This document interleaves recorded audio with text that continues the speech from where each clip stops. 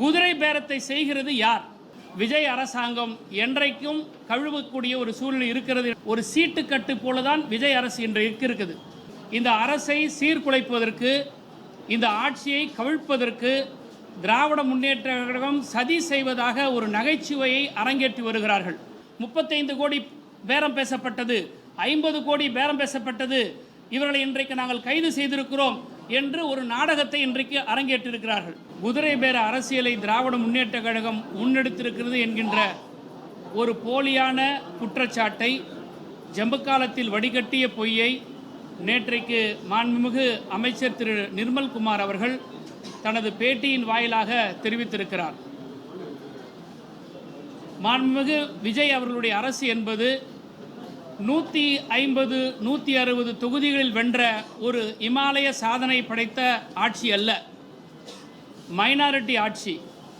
108 இடங்களில் வெற்றி பெற்ற விஜய் அரசு தனது ஒரு தொகுதியை ராஜினாமா செய்த பிறகு 107ஆக குறைந்து, பிறகு நீதிமன்றத்தினுடைய தடை உத்தரவால் ஒரு சட்டமன்ற உறுப்பினர் வாக்களிப்பதற்கான தடை விதித்ததின் மூலமாக 106ஆக குறைந்து, அதன் பின்பு சபாநாயகருடைய ஒரு வாக்கை சேர்த்தால் 105, வெறும் 105 இடங்களை வைத்து கொண்ட மாண்புமிகு விஜய் அரசு மிக பலமான ஒரு அரசு போன்றும், இந்த அரசை சீர்குலைப்பதற்கு, இந்த ஆட்சியை கவிழ்ப்பதற்கு திராவிட முன்னேற்ற கழகம் சதி செய்வதாக ஒரு நகைச்சுவையை அரங்கேற்றி வருகிறார்கள்.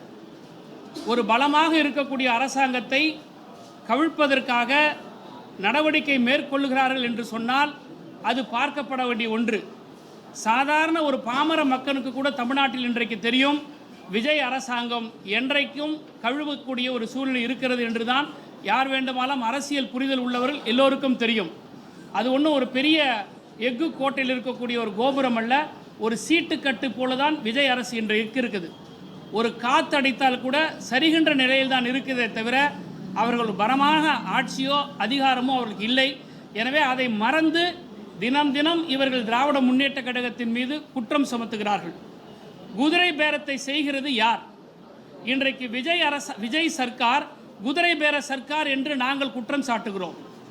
ஆட்சி பொறுப்பு ஏற்பதற்கு முன்பு மே 4ஆம் தேதி ரிசல்ட் வந்தவுடன் 10ஆம் தேதி ஆட்சி பொறுப்பை ஏற்கின்ற இந்த அரசு இதற்கு இடையில் தங்களுக்கான பலத்தை பெருக்குவதற்காக எத்தனையோ பேரங்களை நடத்தினார்கள்.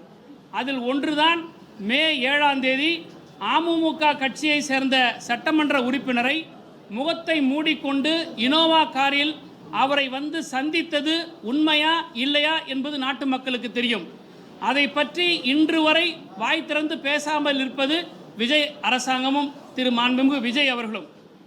என்னுடைய கட்சிக்கார சட்டமன்ற உறுப்பினரை கடத்தி சென்றிருக்கிறார்கள், எங்களுடைய கையெழுத்தை போலியாக பயன்படுத்தி கடிதம் கொடுத்திருக்கிறார்கள் என்று திரு டிடிவி தினகரன் அவர்கள் காவல் நிலையத்தில் புகார் கொடுத்த அந்த காவல் நிலையத்தில் ஏற்றுக்கொண்ட அந்த புகாரை இன்று வரை பதிவு செய்யவில்லை.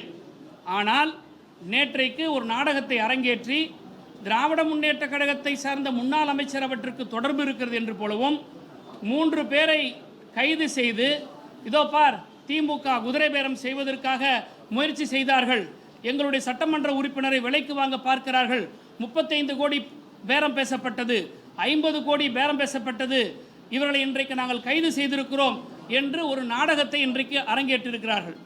திராவிட முன்னேற்ற கழகத்தின் சார்பாக எங்களுடைய அமைப்பு செயலாளர் மேதகு ஆளுநரிடத்திலே கடிதம் கொடுத்திருக்கிறார், லஞ்ச ஒழிப்புத்துறையிடத்திலே கடிதம் கொடுத்திருக்கிறார்.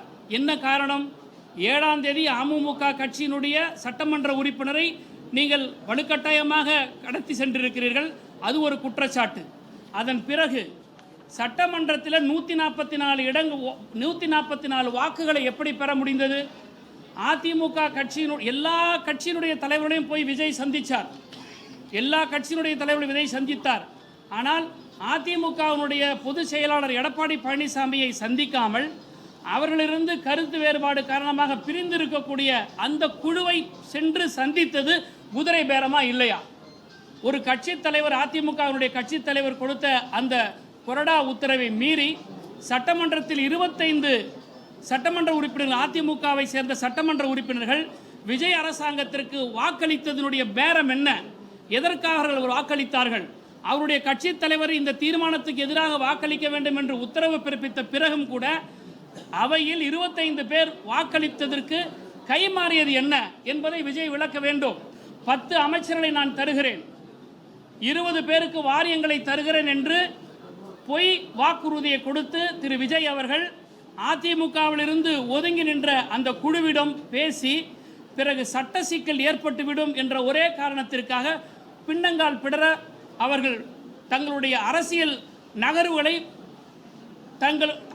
அரசியல் நகர்வை பின்னோக்கி எடுத்து சென்றிருக்கிறார்கள். இதனுடைய விளைதான் இன்றைக்கு ஒரு சட்டமன்ற உறுப்பினராக இன்னைக்கு ராஜினாமா செய்து கொண்டு வருகிறார்கள். விஜயபாஸ்கர், கரூரில் இருக்கக்கூடிய விஜயபாஸ்கர் 30 ஜூன் ராஜினாமா செய்கிறார். 29ஆம் தேதி ஒரு சட்டமன்ற உறுப்பினர் ராஜினாமா செய்கிறார். இதற்கு முன்பு 3 சட்டமன்ற உறுப்பினர்கள் ராஜினாமா செய்கிறார்.